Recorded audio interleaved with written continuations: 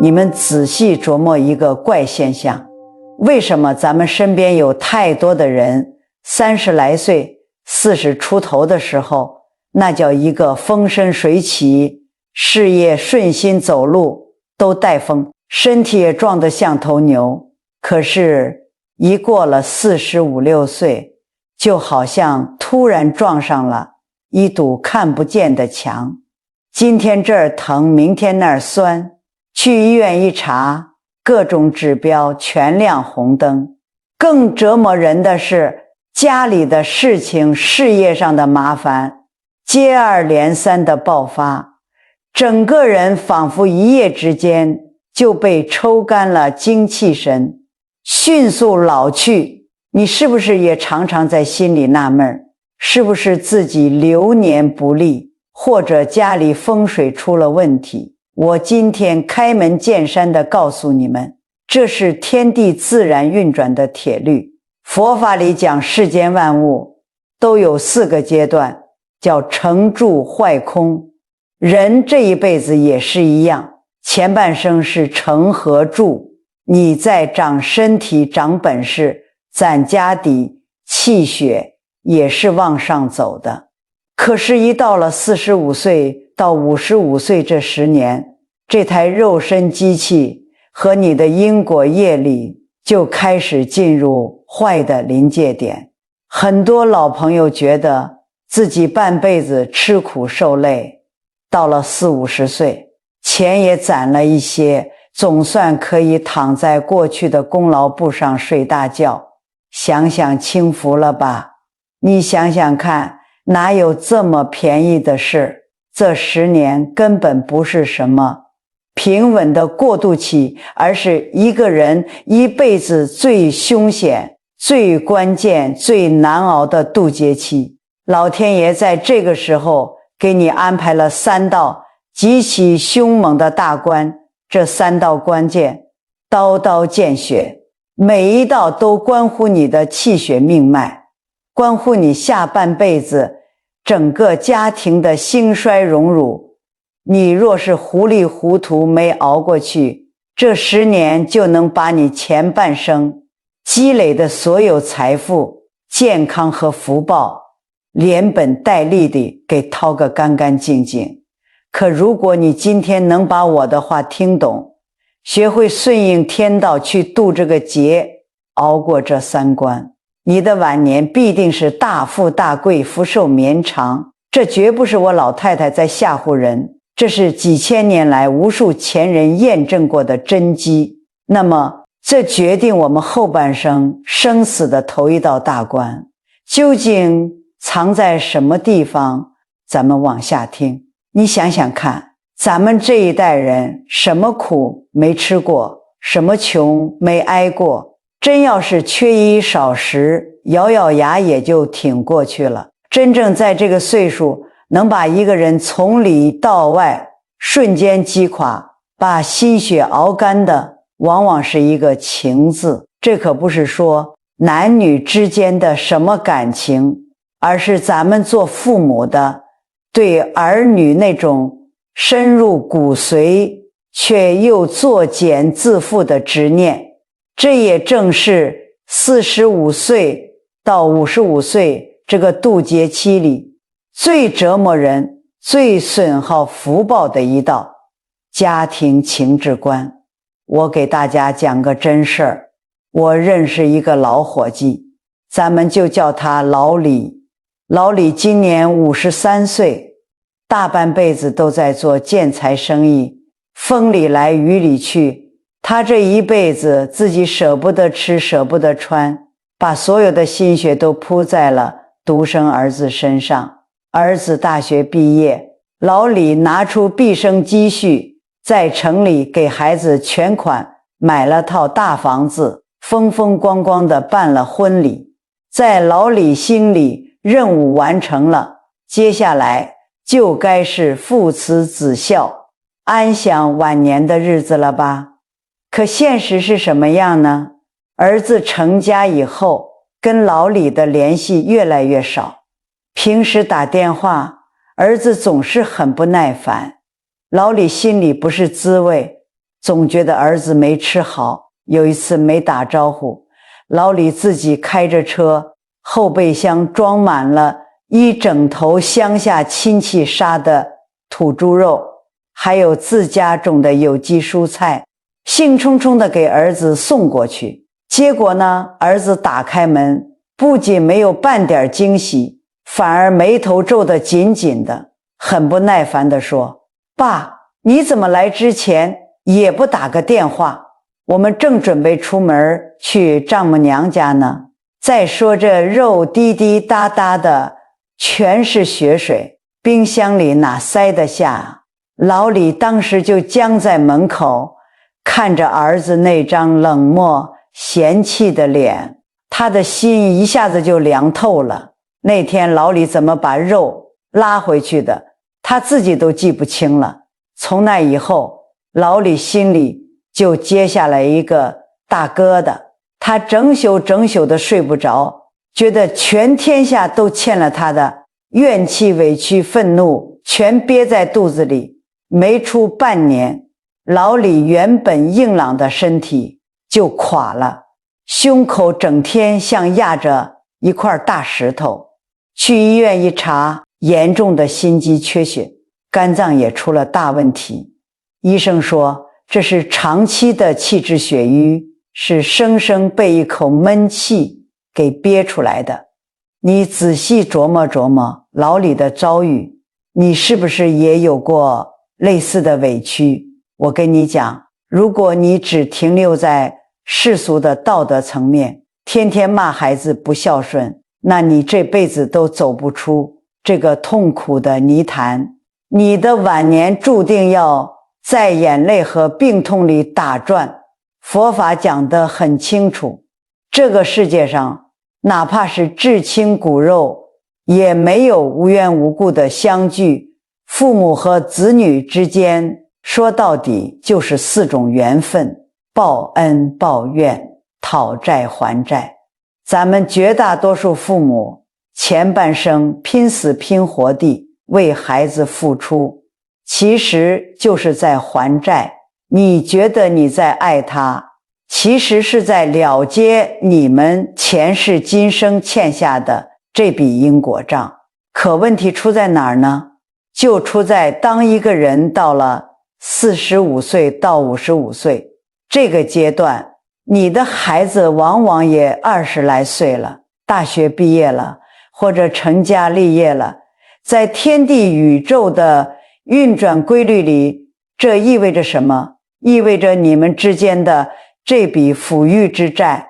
已经结清了，账结清了，缘分就要发生变化。孩子变得独立，身子变得冷漠，这在自然法则里叫做缘聚缘散。天地宇宙正在用这种看似无情的方式自然而然地切断你们之间那条隐形的因果脐带。孩子在婴儿时期，护士剪断的是肉体上的脐带，而到了你50岁上下，老天爷要剪断的是你们精神上业力上的脐带。他为什么冷漠？因为他的灵魂本能地知道，他必须从你的庇护下挣脱出来，去建立属于他自己的因果，去经历他自己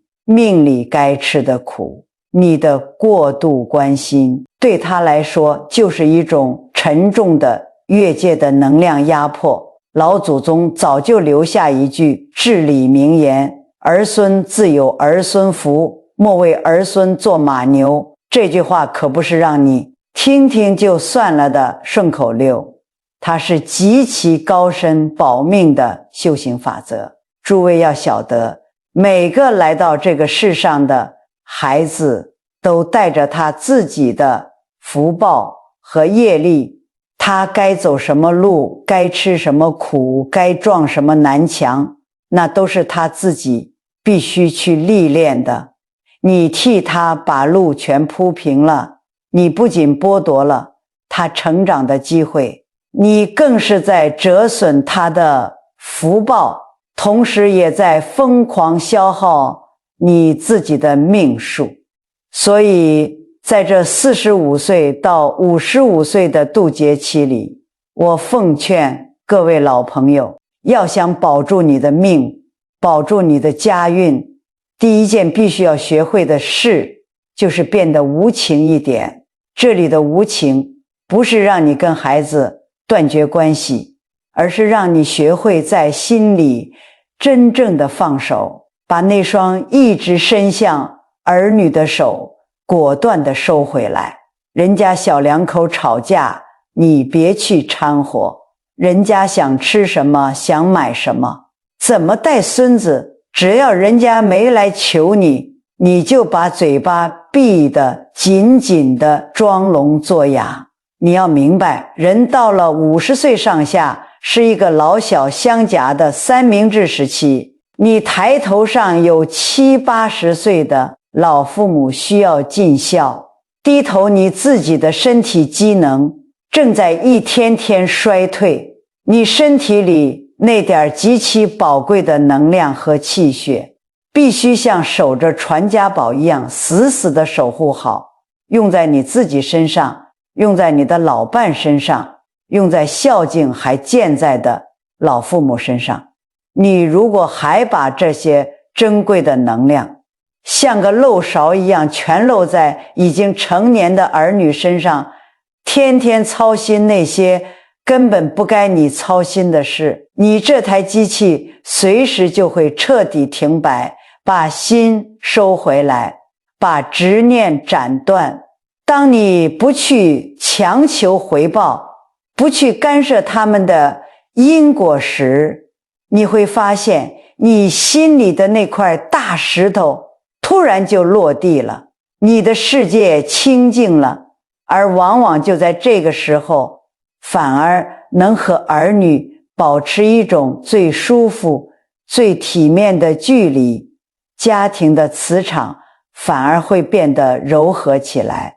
佛法里讲的放下便是拥有，就是这个道理。只有当你彻底闯过了这道儿女情长的因果关，不再向外过度消耗自己，你才能有余力去对付下一道极其猛烈，直接反噬你肉身和风水的难关。那么这股因为长期之念而生出的无名毒火，究竟是如何在不知不觉中把你半生积攒的福气给烧成灰烬的呢？咱们接着往下讲，你仔细琢磨琢磨。咱们到了这个岁数，不管是男是女，在社会上，在家庭里，到底是个什么处境？这不仅是三明治，这是把你放在烧红的铁板上两面煎啊！你想想看，你抬头一看，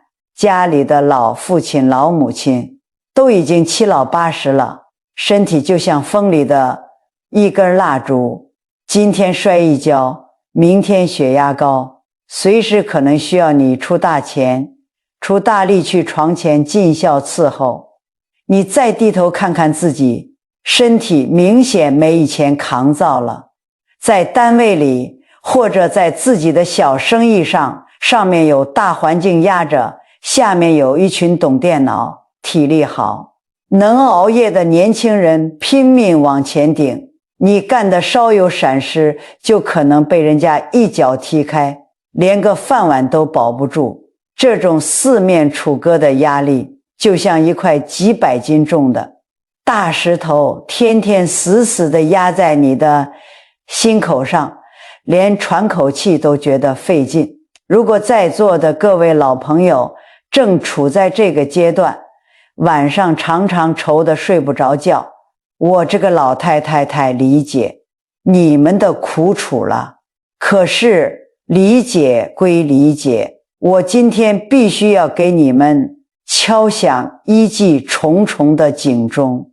如果你任由这种压力在你心里发酵成了长期的焦虑委屈，那你这就是在亲手给你自己下毒，这种毒正在以一种你完全看不见的方式疯狂地撕咬你的五脏六腑，把你整个家庭的财运和福气给咬得千疮百孔。咱们很多老朋友总觉得我就是脾气急了点，遇到烂事生个闷气，顶多也就是当时心情不好，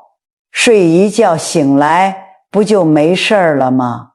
大错特错！咱们老祖宗传下来的中医智慧和佛法里的道理，把这事儿看得比天还要大。佛法里管这种爱生气、爱抱怨的心理叫做嗔恨心。佛经上有一句非常厉害的话，叫一念嗔心起，百万障门开。我用大白话给你翻译一下，意思就是只要你心里那股子埋怨和怒火一烧起来，你身上所有的好风水、好运气呼啦一下全被烧光了，成百上千个倒霉的惹灾的门就全部向你打开了。你别觉得这是迷信，咱们落到实实在在的肉体上，我给你掰开揉碎了讲讲这股毒火在你的身体里到底是怎么搞破坏的。中医讲怒伤肝，思伤脾，咱们身体里的这个肝脏，它就像是咱们身体内部负责指挥交通的警察，专门负责让全身上下的气血顺顺当当、舒舒坦服地流动。可是当你每天处于焦虑、生闷气、咬牙切齿的状态时，你心里的火发泄不出来，全憋在肝的经络里。这个时候，这个交警它不仅不干活了，它还在你的血管里、经络上到处给你设路障。你想想看，气血走到胸口堵住了，走到脖颈子又堵住了，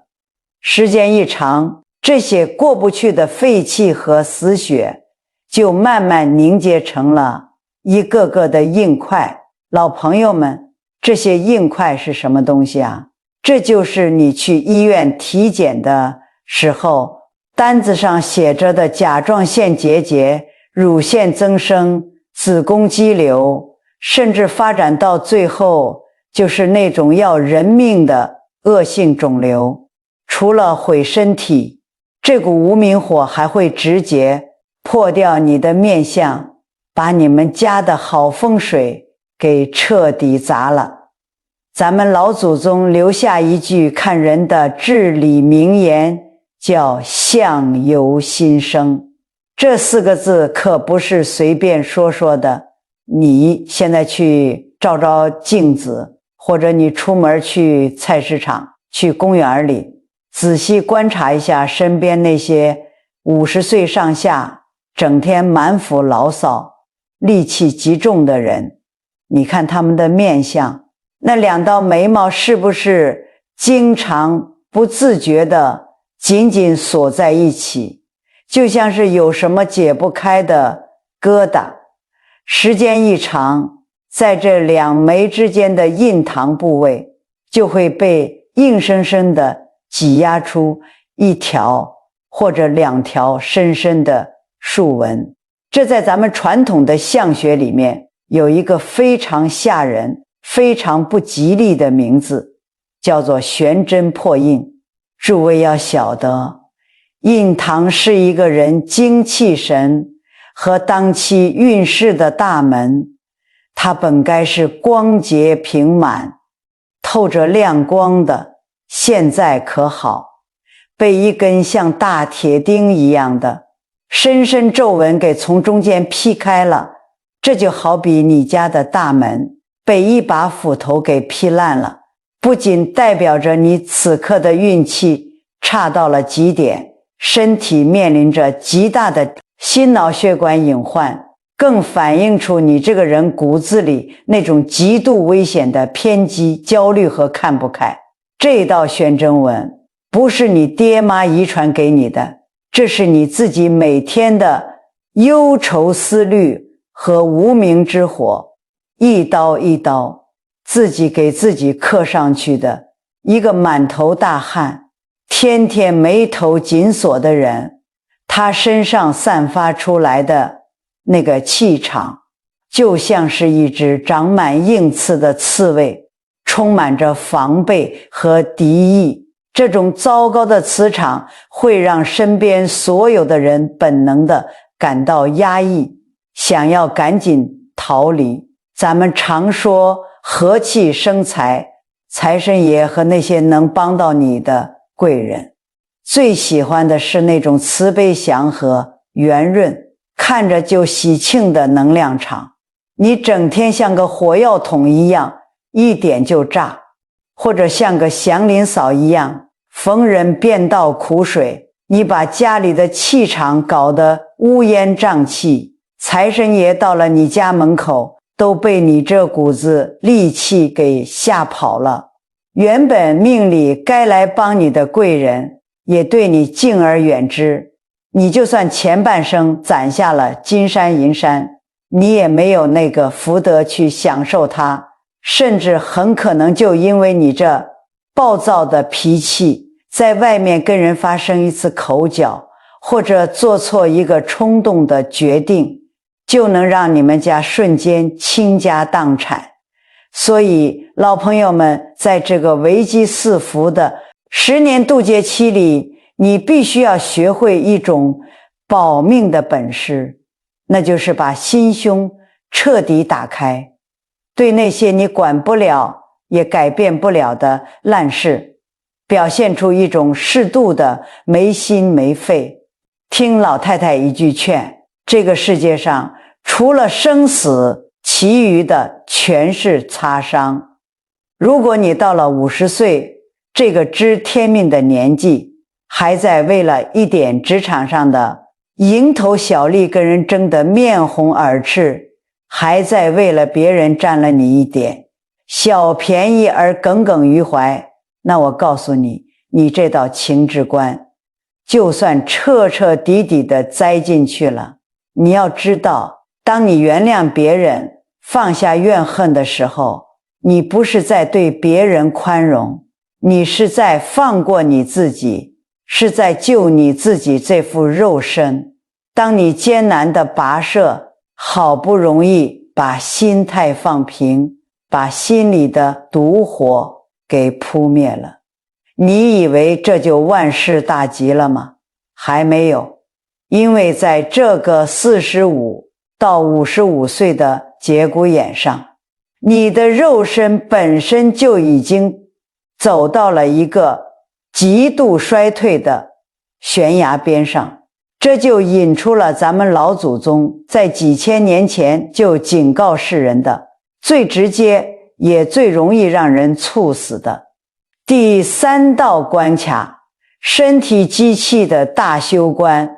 咱们这台开了50年的破车，到底该怎么保养才能不爆缸呢？咱们老祖宗留下的那本讲透生命规律的奇书《黄帝内经》里，早就把人体生老病死的时间表给你列得明明白白。书里说，女同志是逢7生变，男同志是逢8生变。女同志到了77 49岁，男同志到了68 48岁，就到了一个极其关键的分水岭。老祖宗管这个阶段叫天癸劫。什么是天癸？用大白话讲，就是老天爷生下来给你的那点先天的生命精华，那个用来生发气血的根本，到这个时候快要见底了。这个时候你的身体正在经历一场翻天覆地的变化。用阴阳的道理来说，就是从年轻时的阳长阴消彻底转变成了阴长阳消。你的阳气开始大幅度衰退，身体这台机器从进攻状态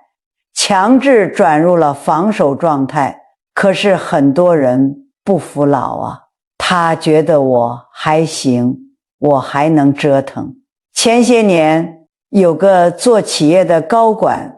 咱们就叫她张姐，那年刚好50岁。张姐是个标准的女强人，年轻的时候一个人拎着2个大皮箱满世界跑业务，从不喊累。到了50岁，按理说该退居2线，好好保养了，可她偏不。她看着公司里新进来的那些20多岁水灵灵的小姑娘，再看看自己眼角的皱纹和日渐松弛的皮肤，她心里那个焦虑啊，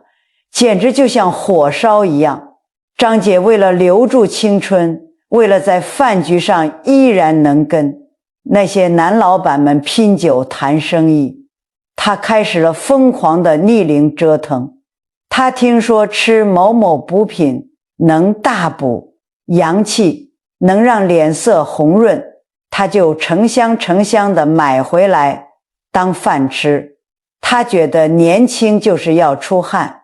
每天晚上应酬完，哪怕已经是夜里11点了，她还要去健身房里的跑步机上疯狂跑上1个小时，跑得大汗淋漓，才觉得这是在排毒。有一段时间，张姐自己觉得状态好极了，脸色红扑扑的，说话声音洪亮，每天只睡4、5个小时，也不觉得困。她还常常在朋友圈里炫耀，说自己这是逆生长。可是诸位要晓得，在中医和道家的眼里，这种反常的红光满面根本不是真正的健康，这叫虚阳外越，是最危险的信号。果不其然，就在张姐过完50岁生日没多久，有一次为了拿下一个大项目，她在酒桌上连喝了3杯高度白酒，正拍着胸脯跟人家保证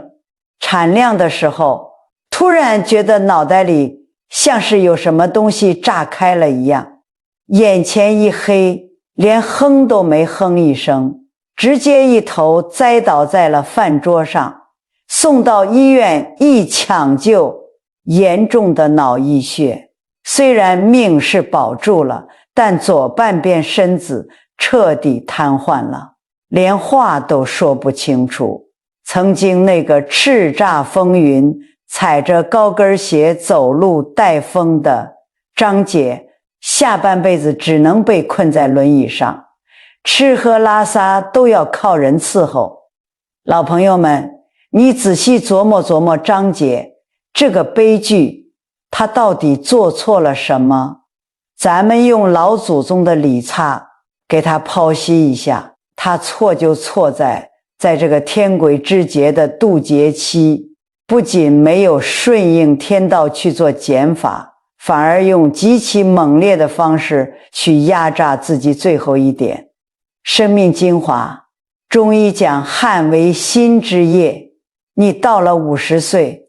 本就是阴血开始枯竭的时候，你再去半夜疯狂运动出大汗，你流出去的哪里是汗水，那是你心脏仅存的阴血啊！你再吃那些大热大补的东西，喝那些烈酒，这就好比是在一个快要烧干的锅底下又添了一把大柴火，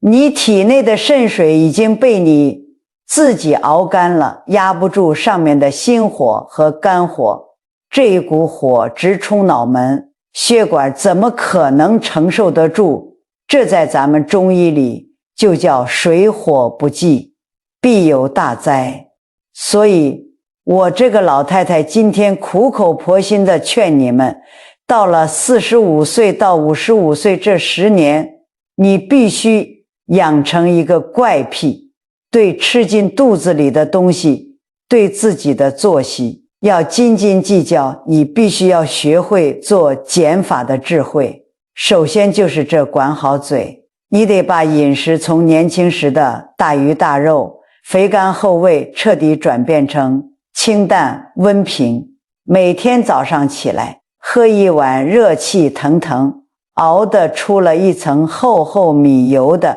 小米粥，温养你的后天脾胃，这就叫护住了你的性命之本。其次就是睡觉作息上必须要顺应天时，晚上11点之前，也就是子时，你必须乖乖地躺在床上，闭上眼睛。子时是一阳出生的时候，这个时候睡觉就是在长经，就是在给你这台破车加油充电。你要是天天熬夜刷手机看电视，那一点刚刚萌发出来的阳气就被你生生的给掐死了。第二天你拿什么去支撑五脏六腑的运转？诸位啊，只有在这10年里，你把你身体里仅存的那些精血给死死的藏住了，不让它们白白的漏掉。你顺应了身体衰退的自然规律，不再去折腾那些没用的，你才算真正闯过了这道肉身的大修关。等你把儿女的执念放下了，心里的毒火熄灭了，肉身也调养安稳了，你是不是觉得这渡劫期就算彻底熬过去了？我告诉你们，这45岁到55岁的最后一道大关，也是最深奥、最能决定你晚年到底是享福还是受罪的一道关。它不在你的气血上，也不在你的儿女身上，而在你这大半辈子积累下来的因果账本上。咱们老祖宗管这叫德行与因果的收官关。孔老夫子有句话叫50而知天命，咱们很多老朋友把这句话给理解偏了，以为到了50岁，哎呀，反正这辈子也就这样了，认命吧，破罐子破摔吧，大错特错。老祖宗讲的知天命根本不是让你消极认命，而是说人活到了这个岁数，你必须得看懂宇宙天地间那个最核心的法则了。什么法则？就是佛法里讲的因果法则，种瓜得瓜，种豆得豆。你想想看，你在20-30岁的时候，为了往上爬，为了赚钱，不管不顾地往前冲，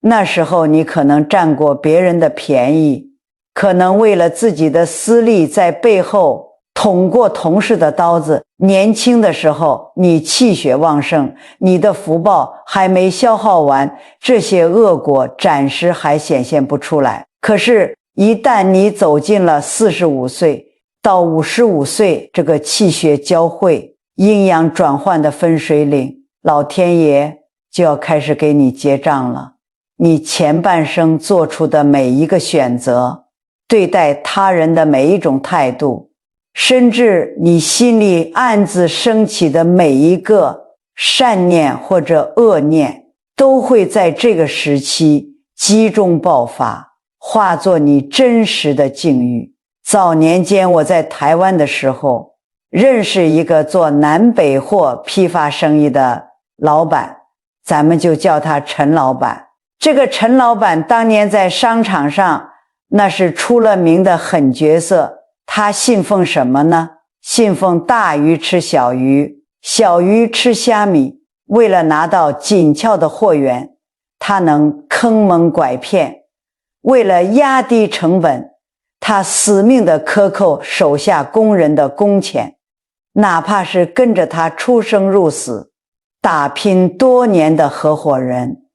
只要触碰到了他的利益，他也能毫不留情地一脚踢开。到了48岁那年，陈老板确实赚得盆满钵满，住着带大花园的洋房，开着进口的豪华轿车，身边整天围着一群阿谀奉承的人。可是诸位，你仔细观察观察他的那个长相，用咱们相学里的话说，那叫一个凶险。他的颧骨高高的凸出来，眼神里没有一点温度，透着的都是那种孤绝算计，像恶狼一样凶狠的寒光。而且他总是习惯性的咬牙切齿，两道眉毛中间刻着深深的悬针纹，印堂发暗，透着一股极其浓烈的戾气。大家表面上捧着他，背地里谁都防着他，恨着他。结果呢，天道好轮回，苍天绕过谁？就在他49岁那年，这报应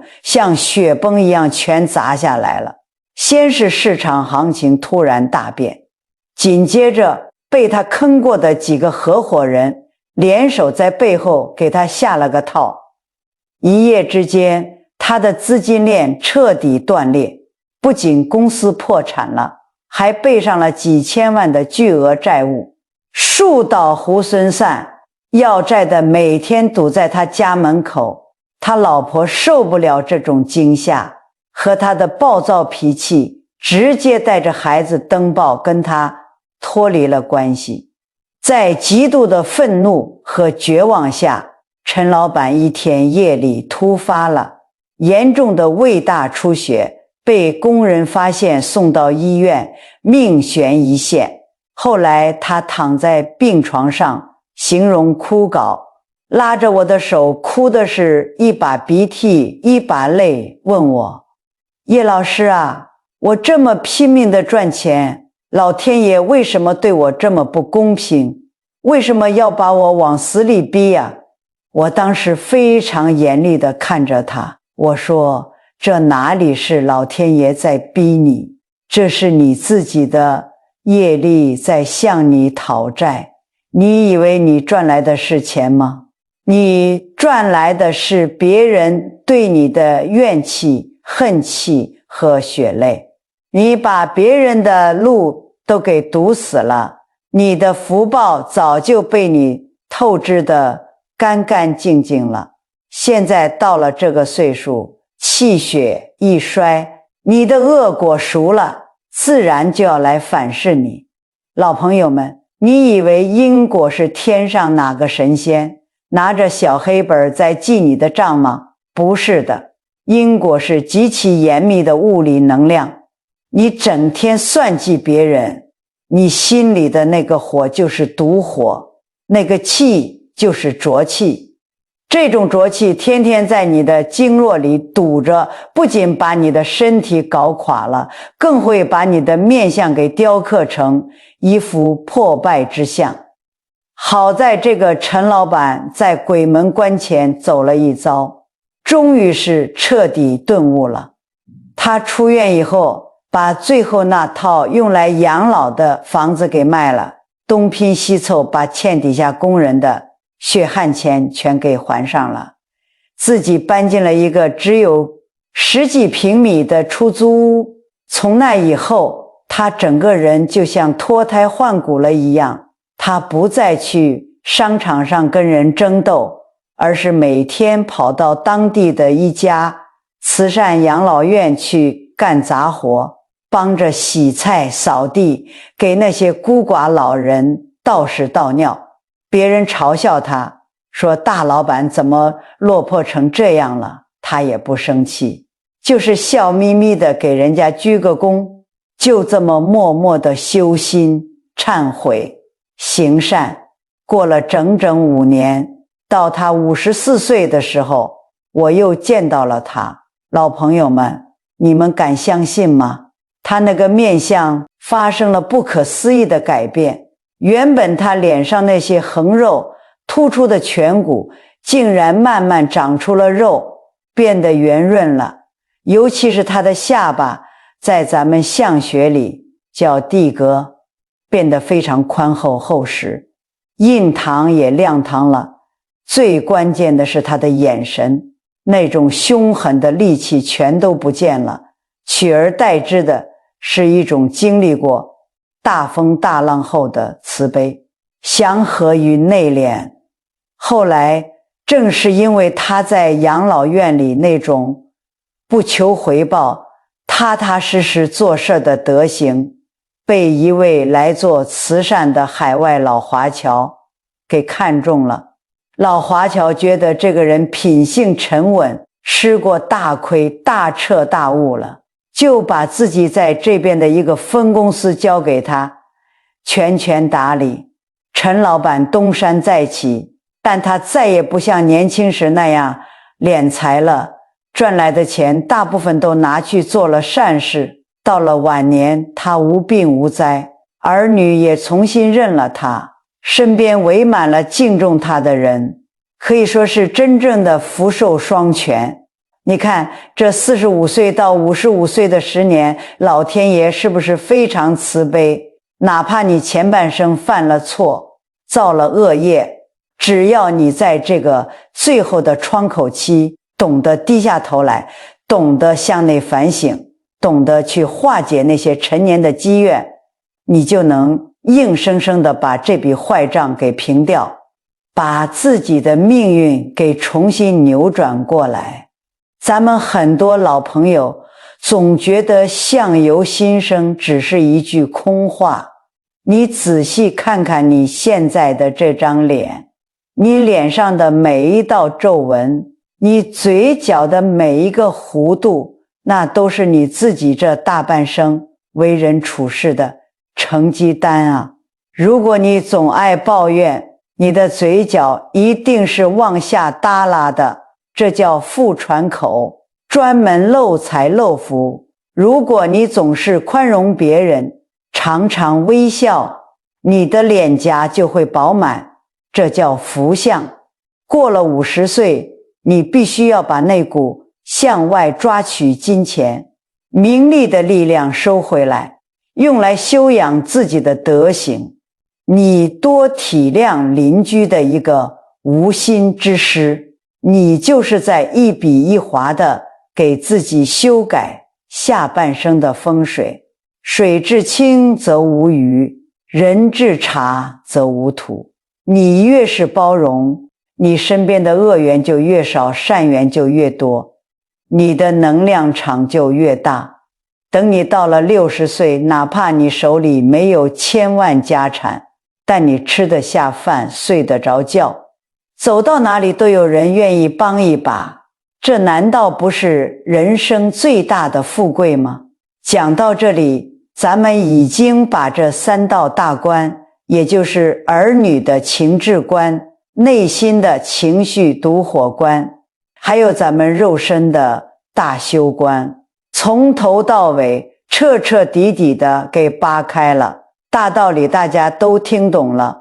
可是真到了自己过日子的时候，每天早上一睁眼，柴米油盐，家长里短的烦心事扑面而来，很多人一着急上火，又被打回原形了。所以光听懂了因果还不行，你得知道怎么在这一地鸡毛里去实修。接下来老太太我就给你们掏出3个压箱底的救命锦囊，这3个锦囊全是大白话，全是实操，不花你1分钱。只要你在这个45岁到55岁的渡劫期里，死死地捏住这3个锦囊，照着去做，我保准你能把你们家养成一个和气生财的风水宝地。这第1个锦囊，我叫它转念化愿。老朋友们，从今天开始，每天早上醒来，你别急着咕噜一下爬起床，你安安静静的平躺在床上，闭着眼睛，深深的做3个深呼吸，然后你在心里默默的对自己念叨几句话。过去半辈子，不管谁亏欠了我，不管我吃了多少苦，那都是我命里该还的账，今天账清了，缘了了。从这一刻起，我不怨任何人，我不恨任何人，一切烂人烂事皆是来度我修心的。这第2个锦囊，叫做死死守住两道界门。哪两道门？一个是吃进肚子里的门，一个是嘴里说出来的门。50岁以后，你这台肉身机器已经开始走下坡路了。你的脾胃就像个用了几十年的旧炉子，火力早就大不如前了。这个时候你必须管住嘴巴，严禁胡吃海塞。那些冰镇的饮料，油腻的大鱼大肉，甜的发腻的糕点，你能不碰就坚决别碰。你吃进去的这些东西，旧炉子根本烧化不了，最后全变成了一堆冷冰冰的垃圾痰湿，堵在你的血管里。这就是各种心脑血管隐患的根源。给脾胃留点空间，你把后天的粮仓保护好了，你的寿命就能硬生生的往上拔。守住了吃进去的门，你还得守住说出来的门，也就是管住你的舌头，不要再去抱怨去指责。诸位要晓得，语言是有能量的，也就是佛法里讲的音波。你每天在家里数落老伴没出息，骂儿女不懂事，跟邻居嚼舌根说别人家的媳妇不好，你以为你只是过过嘴瘾，其实你每说出一句恶毒的抱怨的话，你就是往你们家的空气里吐了一口黑气。这种充满怨恨的负面声波天天在你们家房子里震荡，你们家能有好风水吗？财神爷路过都要绕道走。所以从今天起，学会闭嘴，学会装聋作哑，看不惯的事情微微一笑，转头就走。开口说话就只说随喜赞叹的话，说让人心里暖烘烘的话。你把舌头管住了，你就是给自己守住了最大的福德。这第3个锦囊也是最高级的一个，叫做不花钱的修福法。很多人一听修福积阴德，就以为要拿几万块钱去大庙里捐门槛，或者去买鱼放生。其实真正的修福根本不需要你花1分钱，它就在你的家里，就在你每天的起心动念之间。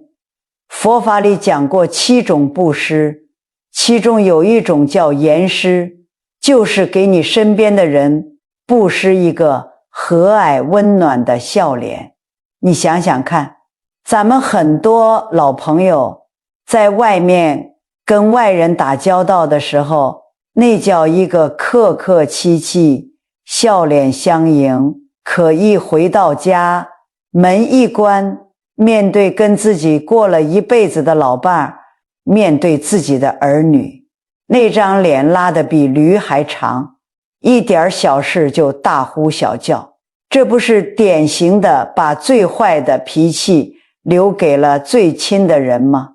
你这是在疯狂地折损你们家的福气啊！从今天开始，你试着改变一下，老伴把地拖得不干净，你别急着去骂他，你走过去微笑着说一句：歇会儿吧，剩下的我来。儿女逢年过节没买什么贵重的礼物，你也别在心里嘀咕，更不要去跟隔壁老王家的孩子攀比。你微笑着给他们做一顿热乎饭，告诉他们只要人平平安安回来，比带金山银山都强。你不再去攀比谁家住得大，谁家孩子赚得多，你把那颗浮躁的心彻底收回来，安安稳稳地放在自己这个小家里。当你每天用温和的语气说话，用慈悲的眼光看着家里人，你们家的磁场就会发生不可思议的变化。那种剑拔弩张的压抑感不见了，取而代之的是一种让人如沐春风的祥和。老朋友们，家是什么？家就是你这一生最重要的道场，你能把家里人包容好，你能把家里的关系捋顺了，让他们每天看到你都觉得心里踏实，觉得高兴，你这就是在做天大的善事，你这就是在修无上的福报，转念化解过去的怨，守戒保住当下的命，修福结下未来的善缘。你只要把这3个锦囊死死地攥在手里，哪怕你现在正处在极其艰难的泥潭里，哪怕你觉得四面楚歌，只要你当下这一念之间明白了，放下了，开始照着去做了，天地自然就会给你让出一条光明大道。好了，今天讲了这么多，我知道咱们很多老朋友年纪大了，听着听着前面的可能就忘了，没事，我最后再跟你们啰嗦一遍。这几件事你在这个45岁到55岁的渡劫期里打死也别做。第一，别再去死死抓着成年的儿女不放，把伸出去的手果断收回来，别操不该操的闲心。第二，